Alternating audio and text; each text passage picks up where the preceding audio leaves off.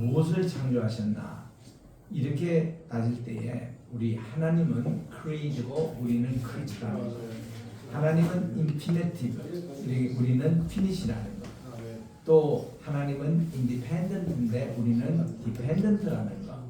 이렇게 관계성에 대해서 이렇게 말씀을 합니다. 태초에 천지를 창조하셨다 이 말씀에 요거를 사도 요한은 태초에 NRK 에인 홀로그스 말씀이 계셨다. 또 요한 1서 1장 1절에는 태초에 생명 조에 생명이 있었다 이렇게 이제 바꾸는데 마틴 부분은 그분도 유대인이지 않습니까? 태초에 관계성이 있었다 이렇게 바꿔요. In the beginning there was a relation. 그 관계에 대해서 두 가지 관계성을 얘기하는데 나와 너의 관계, 이히 운투두 나와 너의 관계, 그거는 인격적인 관계입니다. 그런데 이히 운투 에스 내가 어떤 그 사물 이런 빈칭 이거와의 관계성은 비인격적인 그런 관계다. 그래서 두 가지 관계가 있다 그런 얘기입니다. 그래서 이제 마틴 부부의 그 관계성 그걸 기점으로 저는 이 관계 신학을 참 좋아합니다. 제가 보스턴 대학에서 박사 과정 할 때에 우리 올리브 교수님이 관계 신학을 이렇게 강의를 하곤 했는데 그래서 제가 한국 신학에서 관계 신학을 얘기 잘하고 있다고 하면서 3태극과 또 태극 그 패러다임 가지고 신학을 이렇게 설명한 바가 있습니다. 예수님의 인성과 신성 문제 이 문제는 우리나라의 태극으로 딱 해서 얘기하면은 기가 막히게 그걸로 한마디로 해석이 다 돼버려요. 그리고 3태극 가지고 성부, 성자, 성령 이걸로 하나로 딱 하면은 성령이 다 돼버립니다. 이거를 이제 듣던 올리브 교수님이 자기는 이제 박사과정 이거 강의 그만하고 저보고 이거 이제 다 강의를 하라고 그래요. 그래가지고 제가 한국신학 제가 이제 고대 건동학이 전공이니까 그거와 한국신학과 연결해가지고 이거를 제가 강의를 한 적이 있습니다. 저는 이제 무궁신학을 가르칩니다. 무궁신학은 우리 한국의 무궁화가 무궁화 이런 개념이 아니고 하나님의 속성이 무궁이에요. 이거를 히브리 말로 올람이라고 합니다. 올람. 그래서 우리 그 웨스트민스터 신앙 고백거리에 하나님은 누구시냐고 얘기할 때 첫 번째 나오는 게 하나님은 무궁시다 이렇게 대답하잖아요. 그런 우리 개혁 정통 신학이 하나님을 무궁으로 이렇게 가르치니까 우리 이거와 영혼이라는 용어가 우리는 더 많이 씁니다. 근데 영혼은 헬레니즘 용어예요. 영혼은 뭔가 하면은 어떤 그게 무한대 개념이 이거는 영혼으로 나옵니다. 영혼은 인간의 세계에 이쪽에도 무한대, 이쪽으로 무한대, 아무리 무한대를 해도 인간의 세계는 인간의 세계일 뿐입니다. 유대인의 관점은 전도서 5장 2절의 대로 하나님은 하늘에 계시고 인간은 땅에 있다. 딱 하늘과 땅에 이게 차별 딱 둡니다. 그래서 여기서 하나님이 하늘에 계신 그거를 우리는 올라함이라고 해요. 우리 따라합시다. 올라함. 무궁이라는 그 개념이 시간과 공간의 개념을 함께 포함하고 있습니다. 시간도 이 올라함은 하나님의 시간이에요. 이거를 카이로스라 그러죠. 그리고 인간의 시간은 따로 있습니다. 크로노스라는 거. 그러는데 우리 하나님의 시간과 또 공간의 개념도 이렇게 하나님의 시간 이거를 올라함이라고 해요. 그래서는 우리 시편 90편 2절에 보니까 모세의 기도거든요. 거기서 하나님은 이 무궁부터 무궁까지 계시는 분으로 이렇게 나옵니다. 이거를 히브리 말로 메올람, 메하면 from everlasting 그리고 무궁까지 계신다 알올람으로 이렇게 나옵니다. 그래서 하나님의 개념이 그런 우리 시대 개념으로 나오기 때문에 항상 하나님의 존재에 대해서 하나님의 특성에 대해서 모든 것을 하나님이 우리에게 가르쳐 주시고 계시하는 만큼만 우리가 알아야지 그 이상을 자꾸 뛰어넘게 아려는 것 자체가 교만이에요. 아멘. 사이비 이단이 무슨 사이비 이단이냐면은 하나님께 너무 정확하게 설명해 주는 그게 사이비 이단이에요. 그렇게 될 수가 없습니다. 우리 하나님 것은요 하나님이 보여주시는 것만 해도 다 모릅니다. 할 수가 없습니다. 그 세계에 대해서. 그래서 이게 무궁신앙의 특징이거든요. 그래서 우리는 무궁신앙 철저하게 신본주의로 돌아가자.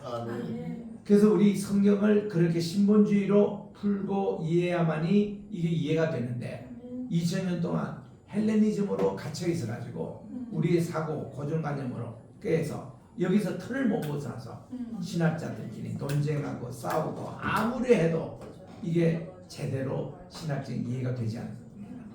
근데 제가 이제 고대 건동학을 공부하면서 할수록 느끼는 게 우리나라의 우리 한국 신학 무궁신학입니다. 이 잣대로 딱 하니까 히브리의 헤브라이즘과 같아요. 그리고 그 헤브라이즘보다 더 깊은 면이 우리에게 있는 겁니다. 왜냐? 우리나라까지 오신 분이 노아 아닙니까? 노아가 방주에서 나왔어요. 그분이 방주에서 나올 때가 601세였습니다. 그분이 언제 돌아가신 거 아니에요? 950세까지 사셨잖아요. 300 몇십 년 동안 뭐 하셨습니까? 그분이요 우리나라까지 오셔서 우리 동방 쪽으로 만든 것이 한문을 그분이 시작한 겁니다.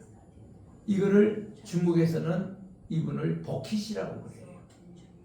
그 복희시가 거기 노아입니다.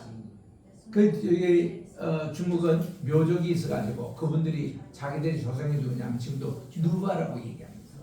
또 노아예요. 그리고 지금도 베트남 가보면은 베트남 거기 신화에서도 노아 얘기가 나옵니다. 그 노아 이분이 우리 성경을 이렇게 우리에게 전수해 주신 분인데 보세요. 에녹이 자기가 65세 때에 아들을 낳았는데 무두셀라라고 했어요. 그 무두셀라라는 이름을 자기가 지은 게 아니에요. 하나님께서 그의 이름을 무두셀라, 뜻이 뭔가 하면은 대홍수라는 얘기입니다. 앞으로 대홍수가 닥칠 거라는 거예요.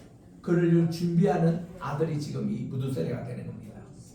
그래서 무두셀라가 또 108세 때에 람에게는 아들을 낳았죠. 이 람에게 아들이 낳은 아들이 바로 노아입니다. 그래서 노아가 500세 되던 해에 그 이제 순차적으로 연년생을 낳습니다. 제일 큰 아들이 야벳이에요. 둘째가 함입니다. 셋째가 셈이에요. 그런데 야벳이 셈만큼 영적인 그런 장자의 역할을 못했습니다. 그래가지고 하나님께서 영적인 장자의 순서로는 셈, 함, 야벳이에요. 근데 물리적인 진짜 장자는 야벳입니다. 그 창세기 10장 2절에 나와요. 거기에 보면 야벳부터 나옵니다. 그리고 함이 나오고 그리고 셈이 21절에 나오는 거예요. 그래서 우리말 성경으로 읽으면 꼭 야벳이 이게 셈의 동생처럼 이렇게 번역의 실수입니다. 히브리어를 보면은 분명히 나옵니다.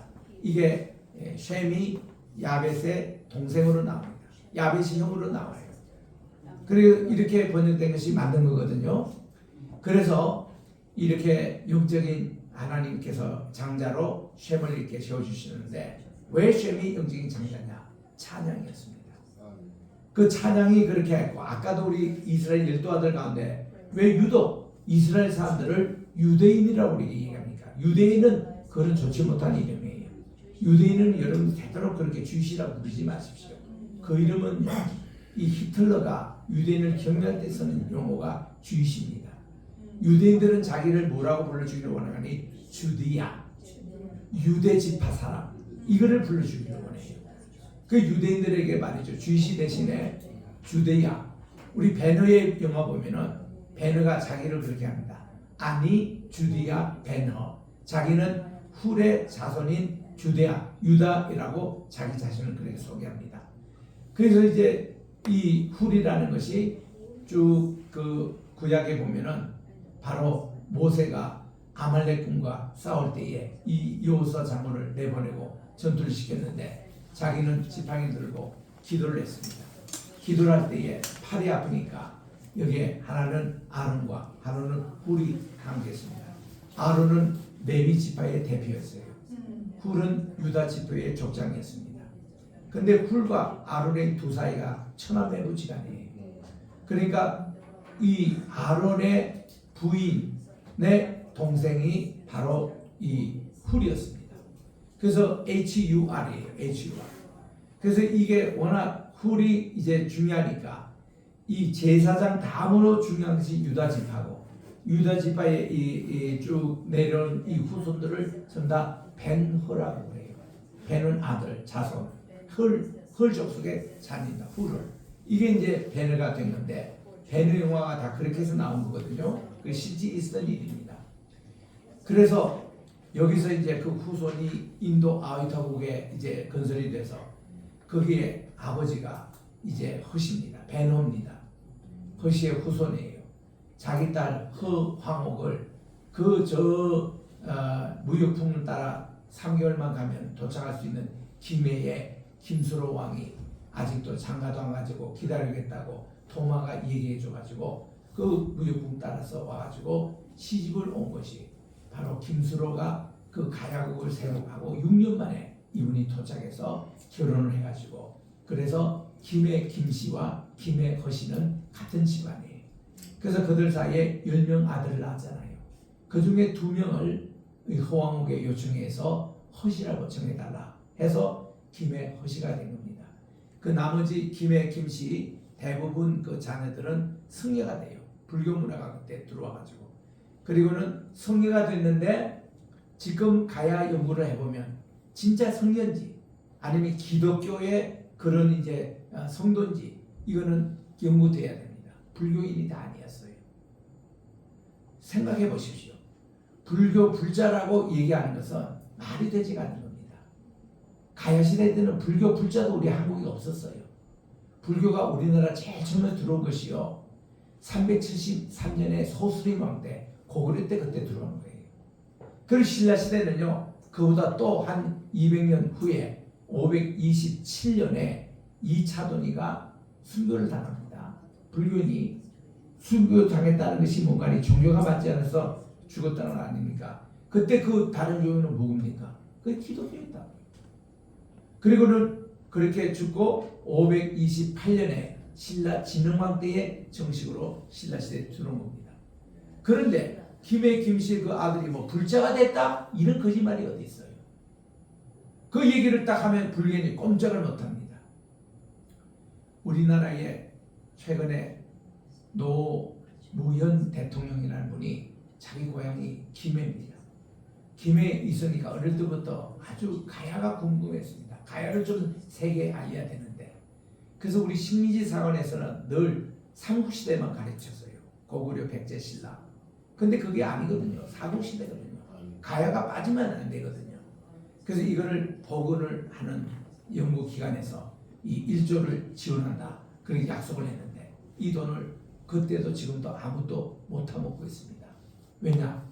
불교들이 들어가지고 이거를 자기들 달라고 불교적인 입장에서 연구하겠다는 거예요. 그랬더니 김해에 있는 250개 기독교 목사님 들고 일어난 겁니다. 아니 그때는 불교가 우리나라 들어오지도 않았고 이거는 다 기독교의 그런 이 도마가 우리나라에 와서 복음을 전했고 그 유적인데 이거를 우리 기독교에서 활용해야 되는데 말이 되느냐? 불교들도 뭐 법정 소송한다 뭐나 뭐 불교 신문에 두들겠지만 딱 역사를 들여다대니까 맞는 얘기거든. 그때 불교가 우리나라 들어온 적이 없어요. 가야박물관에 가보자 이거야. 가야박물관에 들어가 보니까 불교에 대한 것은 하나도 못 찾습니다. 불교하면은 기본적으로 있어야 될 게 부적이 있어야 되고 종이 있어야 되고 목탁이 발견돼야 되고 이런 건데 하나도 없어요. 거기는 성찬식을 했던 성찬기구가 나오는 거예요. 이스라엘에서 나온 것이 거기도 나옵니다. 유리문화가 거기 나옵니다. 그 경계에 있는 것이 김해도 발견되는 거예요. 이거 과거에 실크로드, 해양 실크로드 끝자락이 김해였거든요. 그래서 그게 이 교류했던 거기 다 나오고 이랬다 보니까 예전에는 제가 50년 전에 김해 갔을 때는요. 불교인들이 많이 와서 제사 드리곤 했습니다. 지금은 하나도 없습니다. 왜냐하면 우리 대한민국 역사교과서가 바뀌었어요. 이철우 지금은 경북 도지사를 하고 있습니다만 저분이 김천고등학교 출신이에요. 그분의 2년 선배가 되는 조국현 목사님이 그분이 국회의원을 할 때 교과서 담당했던 분인데 역사교과서에 가야 문화는 불교하고는 아무 관계가 없고 오히려 기독교의 그걸로 전파됐다고 이거를 고쳐달라 이래가지고 교화서가 바뀌었습니다. 바뀌고 나서는 우리나라 불교도들이 이제는 김해 아무도 오지 않습니다. 또 그 사실을 김해 김씨 문중에서 억셉트한 거예요. 그 자기들의 그것이 바로 어머니가 할머니가 원래 허왕무 그 유대인으로 그 저기 저 인도의 북쪽에 있는 아유타고 유대인들이 굉장히 정착국이 있었는데 그게 어떤 그분이 여기까지 오셔가지고 잃어버린 유대인을 찾으러 온 게 사도도마 아닙니까? 그리고 수료왕도 조지에서 온 유대인계의 필입니다. 스키타이족이지만 그렇게 해서 이게 이제 우리나라가 유대인과 함께 형제자매라고. 그래서 그 지금도 피사 탑에 옆에 가보면은 식수가 심어졌는데 총리 인도 총리가 식수를 하고 아유타국의 후손이 식수를 하고 김해 종천에서 식수를 하고 김해 시장이 식수했는데 다 내용이 인도와 우리 한국은 형제자매다 이겁니다. 그 우리나라 당내시로서 제일 많았던 김해 김씨 그분들이 또 이거를 인정하고 그래서 지금은 그게 거의 정설로 돼 있고 그래서 요 내용이 지난 2월 16일과 23일에 아침 7시 40분 출연합니다. 인류 다큐에 SBS에서 이거를 다룬 거예요. 그래서 제가 이제 메인 그걸로 나왔습니다. 그리고 대구에 있는 전재규 박사님 그분이 이제 같이 저하고 출연해가지고 이거를 다 얘기해 줬는데 인도, 중국, 일본, 한국, 도마상까지 다 해서 그게 일반 공영 방송에 나오니까 지금 이게 내용이 뜨겁습니다. 그래서 어저께도 한국에 감신돼서 제게 전화가 왔어요. 그 요런 이 얘기를 좀 자기들이 더 듣고 싶다고. 그래서 제가 이제 4월 달에 가기로 했습니다. 감신대도 오고 또 장신대에서도 지금 그 얘기를 해달라고 그러고 지금 목사님들이 굉장히 이제는 관심이 많아졌습니다. 저는 여기에 대해서 연구한 바가 없습니다. 저는 한국에 그때 CTS에 방송하러 출연했다가 나오는데 4사람이 나를 기다리고 있는 거예요. 그때 보니까 정학봉 목사님의 제자가 되는 김은자 박사님이 나를 기다리고 있고 조국근 목사님 대구에 있는 도마박물관 거기서 또 한 분이 저를 기다리고 있고 그 다음 김해 김씨 총친회 회장이 저를 기다리고 있었어요. 그리고 또 한 분이 있었는데 간사와 같은 역할을 맡은 분인데 이분이 뜬금없이 저에게 점수를 대접하면서 사도도마가 우리나라에 온 것 같다고 이걸 좀 검증해달라는 겁니다. 나는 처음 들었던 얘기예요. 그게 20년 전입니다. 그래서 이제 그분들이 나를 김해로 가고 또 저기 영주에 가서 도마산도 보여주고 또 도마박물관도 가서 쭉 다 살펴본 결과 야 이거는 역사 연구할 가치가 있다. 그래서 제가 따로 2-3번 더 이렇게 그 현장을 다 방문하면서 했는데 저는 이제 하버드 대학에서 고대 근동학을 전공하고 저를 가르쳐줬던 스승님이 올브라이트 직계 제자들입니다. 그분들의 마지막의 제자가 저입니다. 그건 세계적이에요. 그 이분들이 고고학에 대해서 검증하는 법 이런 걸 다 가르쳐 주셨습니다. 그래서 제가 이제 그런 전문적인 훈련을 받았기 때문에 저는 미국에서도 이런 검증학 있고 또 이스라엘에서도 이런 새로운 유물과 있는 게 발견되면은 제게 많이 의뢰가 옵니다. 이제 이런 거를 우리 한국 교회 지도자들이 또 몇 분 알았든지 저에 대해서도 그렇게 이분들이 미국 오면은 저를 만나서 다 특강을 들어요. 그 중에 있는 분들이 여러분들이 아는 한국의 10대 그 교회 목사님들이죠. 다 그분들 제가 교육을 시킨 거예요. 고고학.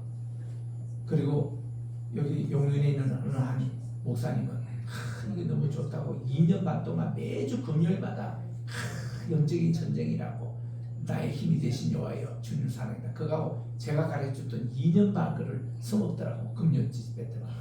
그러면 전화가 와요. 아 목사님 방송 보셨냐고. 아이고 봤다고. 뭐 어디 고칠 게 없냐고. 이런 식으로 해서 참 그분들이 열심히 해보고 지금 돌아가셨습니다마는 조아무개 목사님 또 이제 저기 인천에 있는 목사님 뭐 박아무개 박종수 목사님 이런 분들 다 이게 김홍도 그저 형님들 김성도 목사님 이런 분들이 다 저 강의를 들었던 분이에요. 이런 강의를 들었던 분이에요. 그 이분들이 한국에 오셔서 이거를 하는데 이 자료가 누구에게 나왔다 한마디만 좀 해주면 좋겠는데 그런 얘기는 안 하시더라고. 딱 한 사람 아니에요. 한 사람. 소광성 목사님이라는 저분이 꼭 저분이 나를 이렇게 자기가 나의 스승이고 이거를 배운다 이런 얘기를 하시는데 참 내가 비싸게 이런 거를 공부했고 또 이거를 내가 아무데도 공개를 잘 안 합니다. 그래서 이런 내용들을 가지고 이제 제가 이제 미국에서 이민 목회도 은퇴를 했고 또 순회 선교사로서 지금까지 45년 전 세계 63개국 다니면서 강의를 했던 그게 있어서 오늘 또 선교사님 모임이라고 해서 기쁨으로 왔습니다만 좌우지간 우리 이런 것을 이제는 제가 전수를 해야 될 그런 때가 왔습니다. 그래서 여러분들이 많이 제게서 자료를 받아가시되 이거 비싼 겁니다. 아시고 이제 하시면은 좋을 것 같습니다. 좌우지간 이래서 미켈란젤로는 하나님을 이렇게 그렸는데 이건 데피니트 잘못된 겁니다. 하나님이 이렇게 생기지 않으셨어요. 하나님은 아까 말씀드린 무궁이라고 했죠.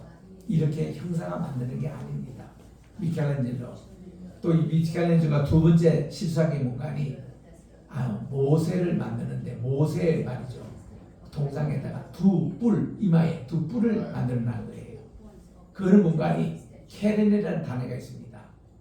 이게 카도시, 레시, 눈 이 세 개 단어가 모음을 어떻게 뜨냐에 따라 이거를 영광으로도 읽고 뿔로도 읽을 수 있는 단어가 이 케렌이라는 단어예요.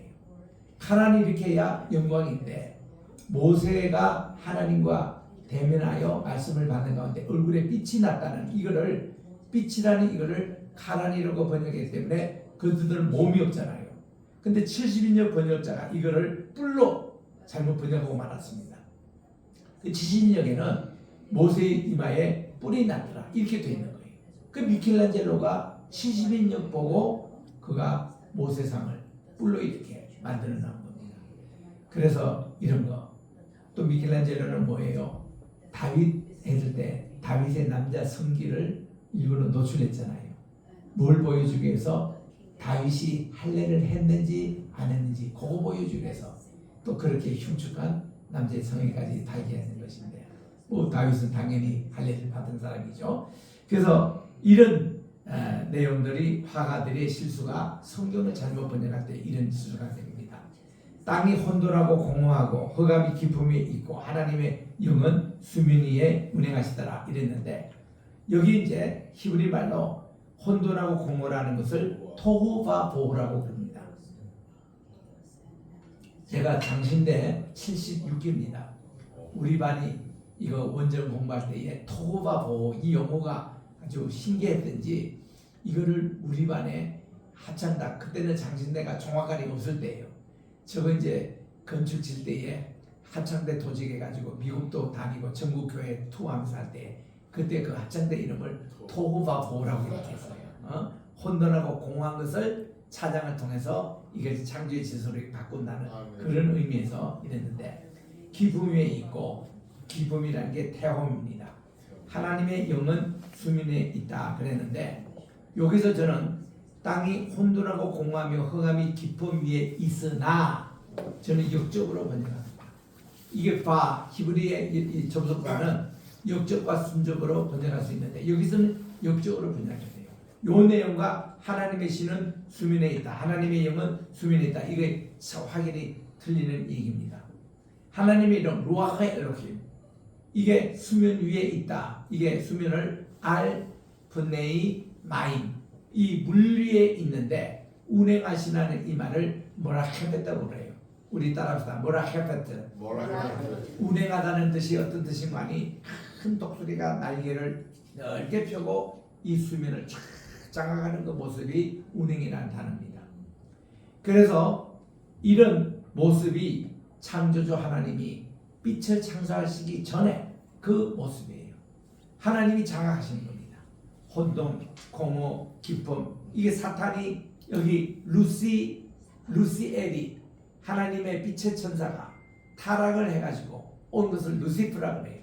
이 루시퍼 떨어지는 과정을 네피림이라고 그래요. 네피림 떨어졌다.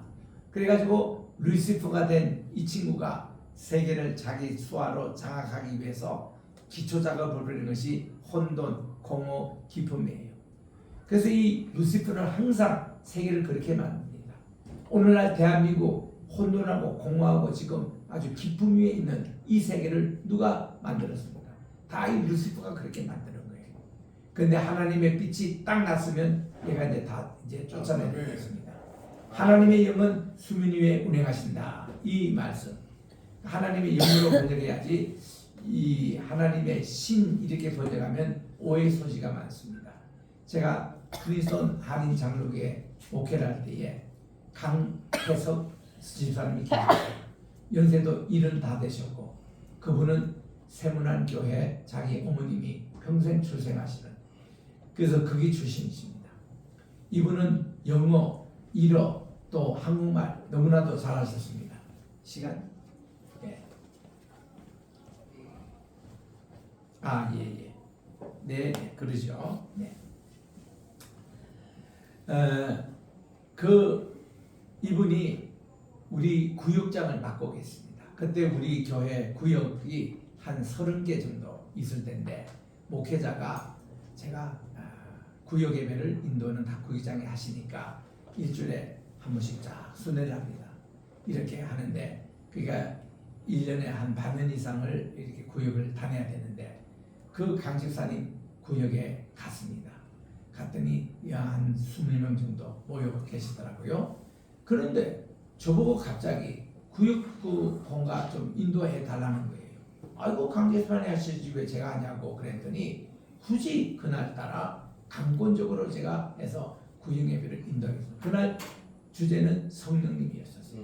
성령님의 기초가 어디냐 해서 제가 이제 우리 성령님은 창세기 1장 2절부터 나온다고 성령님이 딱 나서니까 혼돈, 공허, 기쁨이 다 해결이 되고 그런 하나님의 역사가 임할 거라고. 그런데 이 성령님은 그동안 사람을 통해서 선지자 또 제사장에게 영으로 임하시고 또 그랬는데 이것이 이제 구체적으로 우리 예수님께서 이제 승천하시고 나서 또 다른 보혜사를 주신다고 해서 오신 이 바로 성령님이시다. 이제 이런 얘기를 했더니 다 구역에 끝나고 뭐 수박도 잘 대접하고 그러면서 이분이 공개적으로 이분은요 그 당시 한인회 회장하셨고 또 거기서 한인사에서는 아주 대표적인 인사입니다. 이분이 목사님 좀 부끄러운 얘기를 하겠습니다. 저는 지금까지 예수 믿고 성경책을 읽으면서 이 창세기 1장 2절에 하나님의 신은 수면 위에 운행하시더라. 이걸 가지고 항상 하나님의 신발은 어떤 신발이 있을까? 남학신이었을까? 또 이렇게 일본 사람 되시다는 게다 그런 신발이었을까? 그들 궁금했다는 거예요. 근데 오늘 말씀을 들어보니까 그게 신발이 아니고 하나님의 영이라는 거, 루아서 그걸 이제 처음 알았다는 거예요. 나도 놀랬고 그에서도 다 놀란 겁니다. 이분은요 영어도 잘하신 분이고 일본말도 잘하시는 분이고 중국말도 잘하는 분이고 한국말을 말할 것도 없고 이런 분이 조그만 관심이 있더라도 그걸 보면 알았을 텐데 이렇게 얘기하시는 거예요.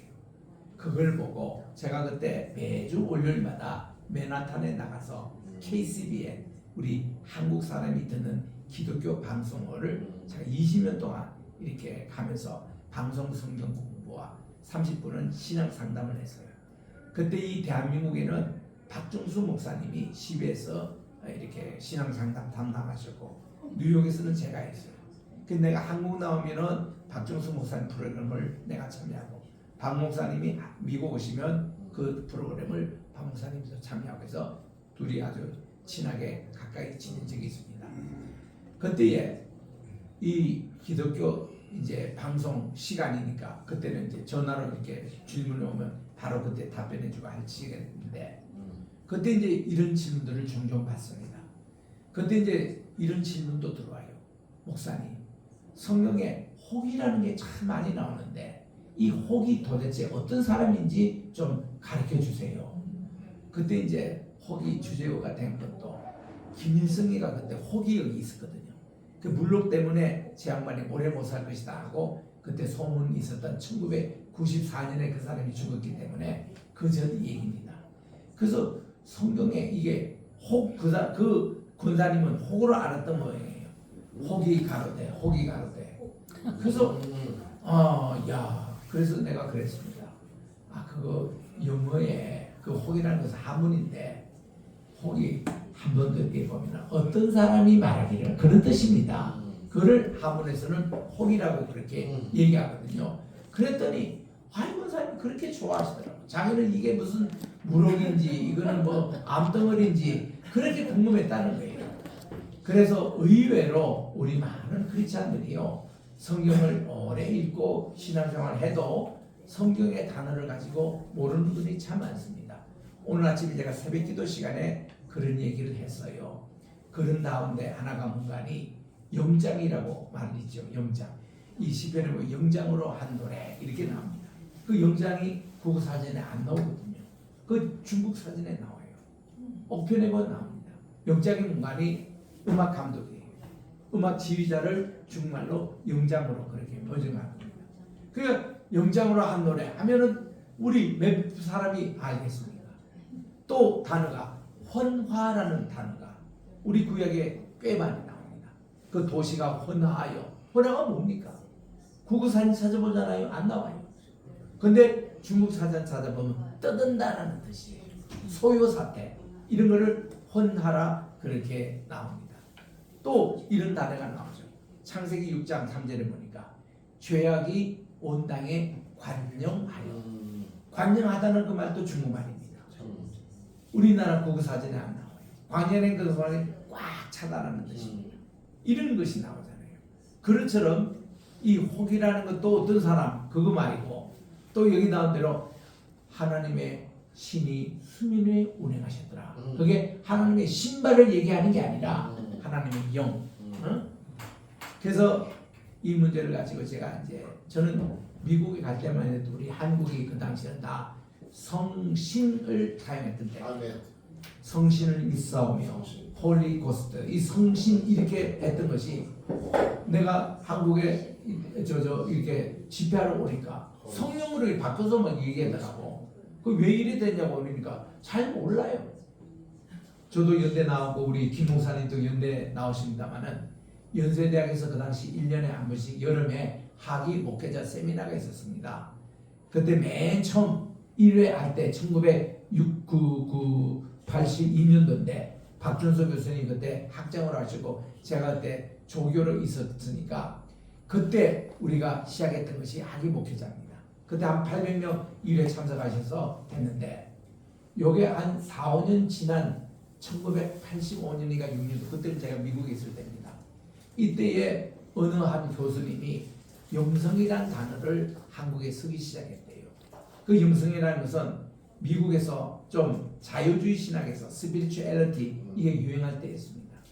이 영성이라는 단어가 한국에 사용했더니 그게 그냥 기하급 수준, 기하가 아니라 그냥 쫙 그 용어가 퍼져가지고 이 한국에 그동안 유명했던 부흥회라는 말 대신에 영성회, 영성훈련으로 바뀌어버리고 또 당신의 영성을 관리하는 꼴고 이렇게 바뀌었다는 거예요. 난 깜짝 놀랐습니다. 근데 지금도 얘기지만 영성이라는 용어 되도록 여러분 쓰지 마십시오. 그 캐톨릭 용어고요. 그 동방정교의 용어입니다. 그 신비 또 체험 이럴 때 영성이지 우리는요 영성, 혼성, 육성 이거를 전때 토탈한 말이 경건이라는 단어거든요. 경건이란 말이 좋아요. 경건의 훈련, 경건의 우리 모양 이거 경건이란 이게 성경적인 용어고 그게 다 전인격적인 그를 포함한 것이지. 그래서 우리 한국의 영성이란 단어가 유행하고부터 한국교회는 지금까지 마이너스 기록을 했습니다. 이 용어 하나 변화되는 게 성령 대신에 성신 대신에 성령으로 바꾸고 영성이라는 단어 그걸로 이래서 한국이 점점 인본주의로 물들기 시작해서 오늘날까지 지금 기독교가 아주 지금 위기의 상황으로 자꾸 가고 있습니다.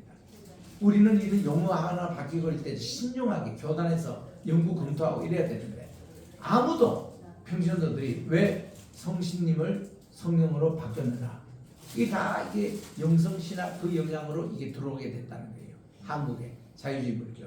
그래서 지금 뭐 관성기도다, 뭐 이상한 그 캐톨릭 용어도 많이 지금 이렇게 보급되고 이랬는데 제가 뭐 이 얘기하려고 하는 게 아니라 지금 하나님의 신은 수민의 운행하시다. 이게 하나님의 신이라는 게 이게 맞는 거거든. 고스트라는 게 GHOST. 이게 예수님이 우리에게 이렇게 깊은 숨을 쉬어주셔서 우리가 이제 생명이 됐잖아요. 그와 같이 우리는 하나님의 성신. 옛날에는 다 우리가 성신을 믿사오며 성신이여 강림하소서 우리 다 이렇게 그렇게 불렀거든요. 그게 맞다라는 거 사실은. 그래서 이는 이해했습니다. 그래서 창조 이게 혼돈이 질서로 공허가 체험으로 그렇게 해서 이렇게 해서 생육하고 번성하여 체험으로 이렇게 해서 되는데 디바이드 나눴다는 것도 빛과 어둠 나눠지고 궁창 위의 물과 궁창 아래로 물로 나눠지고 또 바다와 땅으로 나눠진 이것이 나눔의 그런 역사가 나옵니다. 그래서 이 구약 성경에 나오는 성신입니다. 루아흐 엘로힘이에요. 이것이 이렇게 많이 나옵니다. 뭐 사무엘상 여러 군데 나오고 또 여호와의 영이 나를 떠나 여호와의 신이 또 주의 성신을 내게서 거두지 마시고 유명한 다윗의 기도잖아요. 하나님의 신이 나를 지으셨고 주의 신을 보내어 저희를 창조하시고 내가 주의 신을 떠다 어디로 가오며 이렇게 우리 전통적인 것은 주로 신으로 이렇게 번역해서 쭉 나옵니다. 두 가지 창조 얘기. 제가 연세대학교 입학했을 때에 그때 이런 얘기를 들었습니다. 처음 들었죠. 문서설이라는 거, 자료설이라는 거.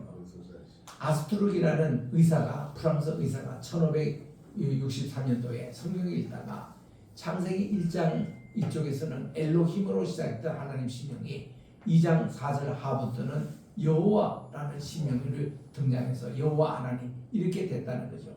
그래서 이거는 아마 두 자료선이 이럴 것이다. 그런 얘기를 진화론 때문에 이게 발전이 되는 거예요. 또 신약 성경에도 Q 자료라는 게 있지 않을까. 그래서 예수님의 그 어떤 구두로 전해진 말씀, 예수님의 어록이죠. 이걸 모아서 Q 자료 가설입니다. 전부 다. 가설을 벌써 내던 것이 이게 벌써 100년 다 넘는 얘기들인데 이것이 지금도 그런 어록이 나온 적이 없습니다. 이런 문서설이 있지도 않습니다. 이거를 가지고 가설이 치니 제일 화내는 분들이 유대인들이에요. 유대인들이 말이죠. 자기들은 지금까지 이런 문서설을 얘기도 듣지 못했고 말도 되지가 않는다. 보수신앙에서는 문서설을 믿지 않습니다. 대신에 두 가지 지금 창조 얘기가 나오고 있는 창세기 1장 1절부터 2장 4절에는 이것은 문서설에 하면 제사장 문서다, 피문서다 얘기하고 그 다음은 제문서라고 두 가지가 상호 보충한다 나오는데 사실 이것은 바른 해석으로 얘기하면은 창세기 1장 26절과 7절 사이에 있는 내용을 보충하고 있는 얘기가 창세기 2장에 나오는 두 번째 창조 얘기가 나는 겁니다. 그래서 그렇게 하면은 아무 문제가 없습니다. 이런 거를 지금도 문서설을 얘기를 대부분 구약학자들이 합니다. 제가 한국에 다시 돌아와서 중앙신학교에게 2년 동안 제가 몸담은 적이 있습니다. 그때 제가 여기 학회에 참여했어요. 우리 구약학회, 신약학회 다 참석해 보았는데 그때 여전히 우리 한국은 문서설이 지배적입니다. 여호와라는 신명도 야훼라고 이름을 바꿔 부른 것이 그게 지배적이더라고 한국에. 여기도 순복음에도 공식으로 그래 바꾸고 있습니다. 야훼라고. 예, 야훼 여호와 어떤 발음도 관계는 없습니다. 근데 둘 다가 정답은 아니에요.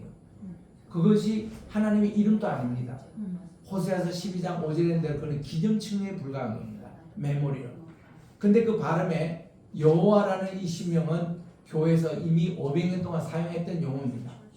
근데 야훼라고 이름하는 것은 뭔가 하니 그게 이제 1907년 정도에 그때의 베두인 사회에서 그들의 신명을 얘기할 때 아베라는 발음을 했습니다. 그래서 어느 한 구약학자가 혹시 여호와 이것이 야훼 아니겠는가 아베라는 발음으로 가설을 낸 적이 있습니다. 그것이 점점 퍼져가지고 오늘날 이렇게 됐는데 이것도 지금까지 검증된 것은 없습니다. 그런 내용을 가지고 여호와가 만났느니 야훼가 만났느니. 그래서 내가 여기 와서 구약학회 글을 내가 기고했거든요. 하니까 우리 후배되는 교수님이 다 그거를 여호와라고 나가 쓴 것을 전다 야훼라고 다 고쳐놨더라고. 그 왜 당신 내가 허락도 없이 이렇게 하느냐 했더니 지금 한국에는 다 교계가 그렇다는 거예요. 교계가 그렇다는 거 그것 자체가 검증되지도 못한 거 학자들이 그렇게 자기를 속이면 되냐고. 그럼 꼭 하려면 여호와하고 관련 열고 야훼 그렇게 하든가 하지. 뭐 그거 야훼가 뭐 이거 쓰면은 좀 사람이 더 대접을 받고 여호와 쓰면 구닥다리로 이렇게 지어가고 이런 관념은 버리라. 여호와의 기념칭 뭔데 그게? 그런 이제 얘기가 있습니다만 우리가 이런 거 용어나 변하는 거 이런 것은요 우리 신중하게 해야 합니다.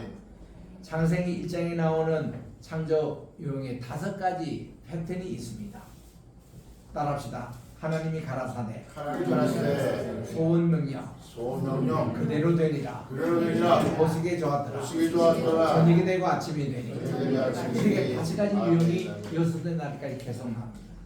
이걸 보면은 창세기 1장에 31절까지 되어 있는 이것이 바로 6절로 구성된 찬송 그러니까 천지 만물 창조를 했던 찬양했던 찬송시라고 이렇게 봅니다. 이게 저녁이 되고 아침이 되니 이게 저녁이란 말을 에레브라고 그래요. 바이히 에레브 바이히 보케로 염 에하드 이게 첫째 날이라 또 첫째 날이 둘째 날 저녁이 되고 아침에 되니 줄때 날이라 이게 용을 날이라 그러고 슈타임은 둘째 날입니다. 셋째 날은 슐리사입니다. 넷째 날은 아르바입니다. 다섯 날은 카미시예요. 여섯 날은 쉬십니다. 이렇게 해서 첫날만큼은 용 에카드 원데이 한날 그것만 소수입니다. 기수입니다. 나머지는 전부 다 소수로 돼 있어요. 원데이 해놓고는 그 다음 세컨드 데이, third day, fourth day, fifth day, sixth day 이렇게 소수로 다 돼 있어요. 그래서 이게 5개 패턴이 다 거의 나옵니다. 그런데 둘째 날만큼은 하나님이 보시기에 좋았더라. 이게 빠져 있어요. 왜 빠졌냐 하면은 그날은 미완성입니다. 하나님이 둘째 날에 궁창 위에 있는 물과 궁창 아래 있는 물로 나누라 하니까 그 나눔 자체를 보시고 좋았더라 그랬습니다. 그리고는 그 하늘 궁창에 있는 이 물을 하나님이 라키아, 퍼머넌트, 창공이라 부르셨어요. 그리고는 궁창 안에 있는 물을 모든 물은 한 곳으로 모이고 육지가 드러나라 그랬어요. 그 육지를 야바샤라 그럽니다. 그리고 바다를 야밈이라 그래요. 이게 이제 드러나서 하나님 보시기에 좋았더라. 그때 나옵니다. 그러니까 두 번째 날 좋았더라, 보시기에 좋았더라 그 말이 셋째 날 전반부에 나오는 거예요. 그리고는 3절에 보면 셋째 날에 보면 또 한 번 더 보시기에 좋았다 나옵니다. 무엇을 보아줄 줄 아냐면은 이 육지에 풀과 씨를 맺는 채소와 씨를 맺는 열매 나무가 나게 했습니다. 이거는 자생이에요. 우리가 농사에서 그게 아니라 저절로 나게 한 겁니다. 그래서 이것은 뭔가 하면은 앞으로 태어날 인간과 그리고 모든 동생물 모든 새들의 밥을 주님이 미리 준비하십니다. 하나님께서는요 그냥 천지창조를 지을 때에 계획 없이 함부로 지은 게 아닙니다. 하나님의 멋진 디자인 작품이 성경에 많이 나오잖아요. 그 중에 이 창세기 1장에 나오는 창조의 디자인 멋있습니다. 또 하나님께서 그 예수님을 통해서 구원하신 그 십자가의 역사 구원의 디자인 완벽합니다. 그리고 우리 하나님께서요 노아 방주를 지으라고 이렇게 해서 하나님의 디자인이 있습니다. 완벽합니다. 이거 얼마나 완벽한가니 노아의 방주 그 사이즈로 만든 게 영국 해군 함대예요. 그래서 세계 모든 함대의 그 어떤 기본 치수가 노아 방주입니다. 그게 길이가 130규빗, 폭이 30규빗, 높이가 50규빗. 요 치수가 가장 배가 안전하게 가는 그 배의 치수로 만들었고 그 치수대로 만든 것이 보잉사에서 여객기 하늘나라는 이게 비행기나 또 이 함대 이것이 노아 방주의 치수대로 만들어진 거예요. 하나님의 디자인 이렇게 뛰어납니다. 아멘.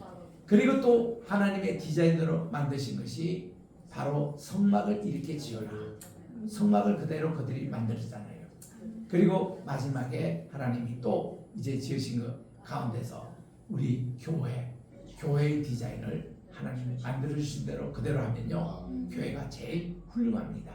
그래서 오늘날 교회 디자인을 어떤 형태로 만들 것이냐, 나는 방주 형태의 교회, 하나님이 원하시는 그런 모습의 교회, 이걸로 만든 것이 가장 중요하다라는 것을 말씀을 드릴 수가 있는 겁니다. 그래서 이제 하나님이 이렇게 생명과 질서 창조해 주실 때 빛이 있으라 하시며 빛이 있었다. 우리 따라합시다. 빛이 있으라. 빛이 있으라. 우리 한국말로 이렇게 번역했지만 저가 또 성경을 사역도 하는 데는 뭔가니 빛이 있었으면 좋겠다. 소정으로 번역했어요.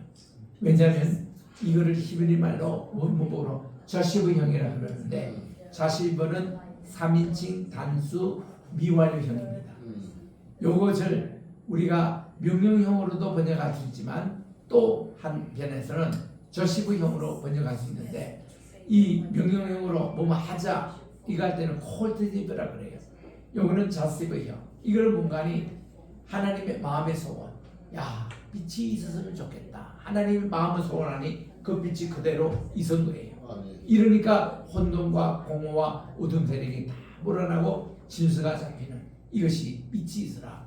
그래서 여러분들이 항상 매일 아침에 일어나실 때 빛이 있으라, 빛이 있으면 좋겠다, 여기 오르 그거 외쳐보십시오. 얼마나 신나는 하루가 되는지. 그래서 하나님이 보시기에 좋았더라. 하나님이 보시기에 좋았더라는 것이 소원입니다. 하나님이 보시기에 악하더라, 이게 악이에요. 그 말은 뭔가니 선악의 심판 기준은 하나님이에요. 아멘. 그런데 동상 중앙 가운데 선과 악을 악에는 나무는 너희들이 따먹지 말라. 그럼 너희가 정령 죽으리라고 하나님이 경고의 메시지를 드린 것은 심판의 기준이 하나님이신데, 이 심판의 이거 권리를 너희들이 도둑질 해가지 말라는 거예요. 그 가는 날은 그날은 너희들은 죽음이라. 하나님 관계가 끊긴다는 겁니다. 그래서 인간이 자기가 선과 악을 담을 때 자기가 판단 기준이 되버립니다. 요즘 대한민국에서 제일 불행한 사람이 누군지 아시죠? 헌법재판소 8명 그 사람입니다. 그 사람이 지금 어깨가 얼마나 무거운지 몰라요. 서로 이 판사, 저는 경북고등학교 나왔습니다. 대구에. 그래서 그때에 우리 800명 신입생이 있을 때에 선생님이 물으시더라고요. 이 중에서 서울법대 갈 사람 손들어라 그랬더니 우리 친구들 절반가량이 서울법대 가겠대요. 그리고 그 다음은 뭐 경북법대라도 법대 가겠다는 사람이 그렇게 많았어요. 그 다음 이제 의대 갈 사람, 또 경제학과 갈 사람 했는데 신학 갈 사람은 남은 차밖에 없어요. 이거 저 고등학교에서 중학교에서 다 1등한 친구들만 모이는 이 학교에서 말이죠. 내가 다닐 때 서울대학 들어간 게 256명이 들어갈 때입니다.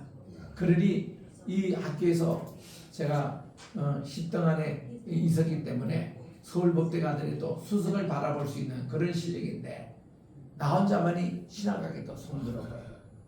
그래서 선생님하고 친구들이 막 놀렸습니다. 왜 자네는 예비 교사도 그때는 떨어지면서 갈 수 있는 게 신학교였거든. 신학을 우습게 여기더라고. 근데 우리 아버님이 내게 가르쳐주는 건 그렇게 안 가르쳐주셨어요. 아버님은 항상 모든 학문의 기초는 신학이다. 옥스퍼드, 예일, 또 하버드, 또 프린스턴 뭐 이런 학교들이 전부 다 신학부터 시작한다. 그러기 때문에 수재가 미국에서는 공부 1등짜리가 신학을 한다. 항상 그걸 가르치기 때문에 나는 뭐 초등학교부터 쭉 고등학교까지 1등만 해오던 저에서 당연히 저는 신학하는 걸로 저는 알았습니다. 그랬더니 이 친구들이 이렇게 나를 좀 빗대고 또 선생님도 우리 학교에 서울대 한 명이라도 또 올라가서 그래 했는데 왜 너는 그러냐? 아닙니다. 나는 하나님 선교사가 세웠던 연세대학교에 가서 공부하겠습니다. 나는 연대 가서 공부 또 잘하고 거기를 보니까 신학을 전문으로 하면서 이게 영문과와 철학을 또 부족을 공부할 수 있대요. 그래서 나는 내가 그 학교 들어갈 때 능력별 졸업제가 있었습니다. 이거는 최우등상, 우리는 18점 학점을 우리가 듣게 돼 있는데 그걸 다 올해를 받으면은 3학점을 더 신청해서 자격을 줬어요. 21학점. 그 내가 21학점 신청 그거 해도 올해 다 받아버렸습니다. 이래가지고 1, 2학년을 하니까 이 연세대학교 신과대학에서 이게 전국 수석이 나온 거예요. 이거는 내 성적표가 뭐 전부 다 A라.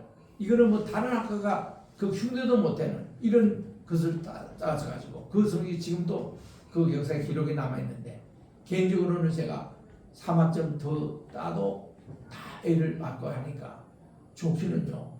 와 장학금을 엄청나게 주더라고요. 아니 등록금이 5만 얼마밖에 안 되는 그 시절에 그때 1등을 하니까 장학금을 50만 원 장학금을 주는데 와 그거부터 시작해서 혜택이 어떻게 맞는지 그 나는 맨날 시험 봤으면 좋겠어요. 그러면 내가 이제 해서 그래가지고 내가 다른 학교보다도 7학기 만에 졸업을 했어요. 생일이 처음이에요. 그리고는 미안한데 우리 조누구라는 친구가 있는데 그 친구는요 평점이 2.0이 안 돼가지고 거기는 3학점을 더 신청하게 돼. 그 18학점이 아니라 15점이 돼가지고 그 친구는 내가 지금도 미안해요. 나는 그래서 나는 입학 동기 틀리고 졸업 동기가 틀립니다. 그래서 그렇게 이제 하나님께서 참 공부하게 하시고 있는데 그때 내가 신과대학 다니면서 나는 부중공으로 7과목만 더 들으면 영문과도 부중공했고 여기 철학과도 부중했는데 그때 내 우리 주임 선생님이 김영석 교수님 그분이 지금까지 살아계시고 그리고 여기 저 영문학에는 언두도 있잖아요. 4세 존 언두도 그분이 내 선생님이었어요. 그 언두도 직계 내가 영문학을 다 배웠습니다. 참 이런 이제 개인적인 히스토리가 있는데 좌우지간 하나님이 빛이 있으면 좋겠다. 이게 첫 번째. 이게 있어가지고 저는 늘 하루 시작할 때 하나님의 빛이 딱 있을 때 이 빛을 이렇게 낮이라 부르시고 또 어둠을 밤이라 이래 부르셔서 찾아내는 겁니다. 요거 하나하나 보면 얼마나 좋겠습니까? 여러분 이 자료를요 제가 여러분들에게 단톡방에다 올려드릴 테니까 창세기가 다 돼 있는 겁니다. 이거 또 영문으로 또 좀 달라서 내가 영문으로도 올려드릴 테니까 원래 이거 영문으로 다 된 거를 내가 한국말로 다 번역한 겁니다. 그래서 이게 요미라는 개념 또 한날 한 세대냐 여기에 대해서 지지 반대 등 그런 이제 개념들 뭐 이게 둘째 이게 고대 근동 지방의 우주가 쭉 보시면은 이걸 자습형으로 이렇게 만들었기 때문에 여러분들이 이거 좋은 자료에 활용이 될 겁니다. 오늘 제 강의는 이걸로 마치겠습니다. 감사합니다. 질문에 그때요? 예, 질문